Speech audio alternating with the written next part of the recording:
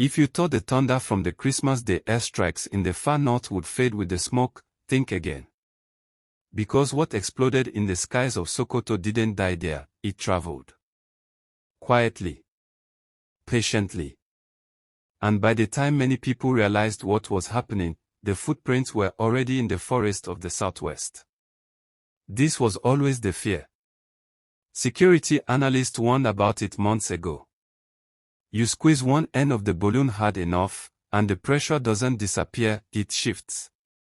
Now, that theory has stepped out of textbooks and into real villages, real roads, and real forests. The bandits didn't retreat. They relocated. The heat became unbearable up north. Camps flattened. Supply lines broken. Escape routes compromised. And so, under cover of night and desperation, they moved southward, convinced that distance alone could save them. They believed the thick green forest would swallow them whole, hide them from drones, and give them time to breathe again. They chose the wrong forest. Deep inside O's local government area, along the dreaded Elegbeka axis, a place with a long memory of violence, something was already waiting. Travelers know this stretch. Locals fear it. History has stained it. The suspects thought that history worked in their favor. They assumed no one would notice strangers settling deep inside the bush.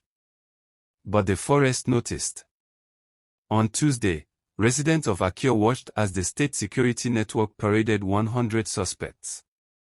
Among them stood a cluster that didn't look confused or accidental. 39 men. Calm. Calculated. Out of place. These were not petty criminals picked up on the roadside. These were men who had crossed multiple states, carrying experience, intent, and unfinished plans. Investigators later confirmed it, they came directly from Sokoto. Their strategy was deliberate. Vehicles were hidden far away, trucks, motorcycles, supplies packed at safe distances. From there, they trekked inward, deeper and deeper, believing isolation meant invisibility. They built temporary camps. They waited. They listened for news from the north, hoping the storm would pass. What they didn't know was that this forest was no longer neutral ground. Unknown to them, a permanent control post had already been established nearby. Eyes that understood the terrain. Ears that knew which sounds belonged and which didn't. When operatives finally moved in, there was no dramatic chase. No warning shots. Just a quiet closing of the net. Then came the moment that changed the entire story. During interrogation, the suspects didn't deny anything. They admitted it plainly, they fled because the airstrikes broke their confidence. The pressure was too much. The north was no longer safe.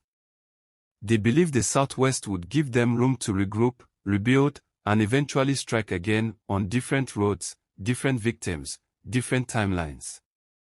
That confession is the real headline. Because it confirms something far more disturbing than a single arrest. It proves the threat is no longer regional. It's mobile. If 39 men could relocate and set up camp undetected, until now, how many others succeeded elsewhere? How many crossed quietly into forests in Ekiti, Osun, Oyo, or beyond? This wasn't panic movement. This was organized migration. And this is where the twist cuts deep. What stopped them wasn't superior firepower. It wasn't foreign intelligence. It was familiarity. Local knowledge. The simple understanding of who belongs in the bush and who doesn't. In these forest zones, there's a rule: if you're staying, you must be known. No clearance. No explanation. No tolerance. Anyone hiding without reason becomes a question, and questions demand answers. That approach worked. But it also exposed the hard truth. If this local security network wasn't present, these men might still be there right now, watching highways, studying villages, waiting for the perfect moment. And that raises a question Nigeria can no longer dodge. Can a centrally controlled security system really protect every forest, every back road, every forgotten stretch of land? Or is this proof that states must have the power and trust to defend themselves before threats take root?